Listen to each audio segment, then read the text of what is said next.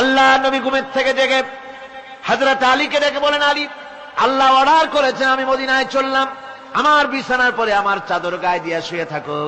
হযরত আলী বলেন, আল্লাহর হাবিব, আপনার চাদর গায়ে দিয়ে ঘুমিয়ে থাকবো, সকালবেলায় কাফির বেঈমানেরা আপনার বিছানার পরে আপনার চাদর গায়ে দেওয়া অবস্থায় আমি আলীকে তারা মুহাম্মদ মনে করবে, আর আমি আলীকে নবী মনে করে তারা তাদের তরবারি দিয়া কেটে কেটে টুকরা টুকরা করে আমারে বিদায় করে দেবে দুনিয়া থেকে।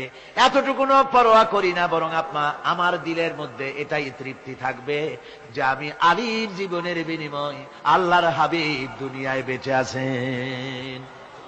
নবীজি ঘরের থেকে বেরোলেন, চতুর্দিকে কাফেররা দাঁড়ানো। আল্লাহ নবী হাতে এক মুষ্টি বালু হাতে নিয়ে শাহ হাতেল বজু পড়ে 3 বার দম করে বালুগুলো ছেড়ে দিলেন। বালিগুলি ঘরের চতুর্দিকে কাফেরদের চোখে চলে গেল। পরবর্তী সময় রব্বুল আলামিন ডেকে বলেন, নবীরে, বালি যখন নিক্ষেপ আপনি করেছিলেন ধুলাগুলি, আপনি তো শুধু নিক্ষেপ করেছিলেন, কিন্তু চতুর্দিকে কাফেরদের চোখে গেল কেমনে? একদিকে মেরেছিলেন, সেই দিকেই তো যাওয়ার কথা ছিল, চতুর্দিকের কাফেরের চোখে চোখে সেগুলো পৌঁছে গেল কেমনে? ওয়ামা রামাইতা ইদ রামাইতা ওয়ালাকিন্নাল্লাহ রামা। আপনি নিক্ষেপ করেন নাই, যখন আপনি নিক্ষেপ করেছিলেন আপনি তো শুধু বালুকণা ছেড়েছেন, আর ওই বালুকণাগুলি ঘরের চতুর্দিকে সব কাফেরদের চোখে পৌঁছবার দায়িত্ব আমার কুদরত গ্রহণ করেছিল। আমার ভাইয়েরা, নবীজি বিপদে, এতগুলি শত্রু তরবারি নিয়ে তিনি বিপদে ধৈর্যহারা হন নাই। আস্তে করে ঘরের থেকে বেরিয়ে হযরত আবু বকরের বাড়িতে গিয়ে হাজির। দরজায় গিয়ে আওয়াজ দিলেন, আবু বকর। অমনি দরজা খুলে গেল। লাব্বাইক ওয়া সাদাইক। হুজুর বলেন, আবু বকর রে, একটা ডাকে কেমনে সাড়া দিলে? তুমি কি ঘুমাইছিলে না?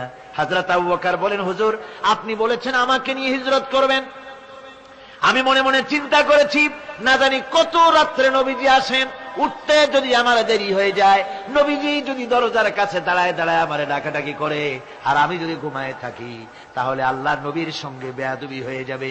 এই মনে করে বিছানায় না ঘুমাইয়া আপনার গলার আওয়াজ শোনার জন্য এই দরজার সঙ্গে পিঠ লাগাইয়া লাগাইয়া দাঁড়াইয়া ঘুমাচ্ছিলাম। আল্লাহর নবী হযরত আবু বকরকে সঙ্গে করে নিয়ে চললেন মদিনার দিকে। উল্টা পথে রওনা করলেন।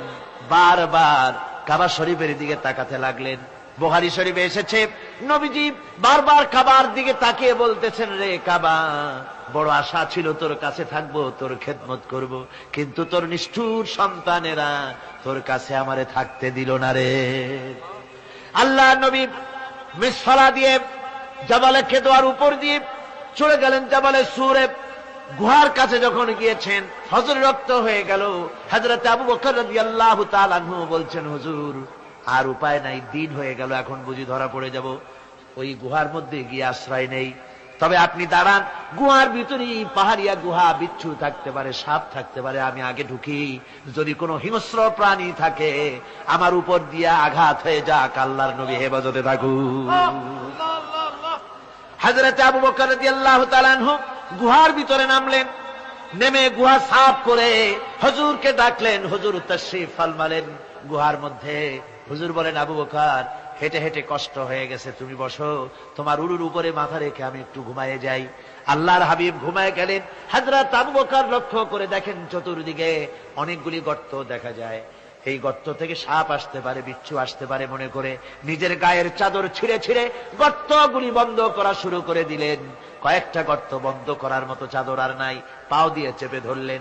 এক পাহাড়িয়া বিষধর সাপ বেরোবার জন্য চেষ্টা করে বেরোবার পথ খুঁজে না পেয়ে হযরত আবু বকরের পায়ের উপরে দংশন করেছে। বিষের যন্ত্রণায় হযরত আবু বকরের চোখ থেকে পানি দরদর করে পড়ছে। রাসূলুল্লাহর ঘুম ভেঙে গেল।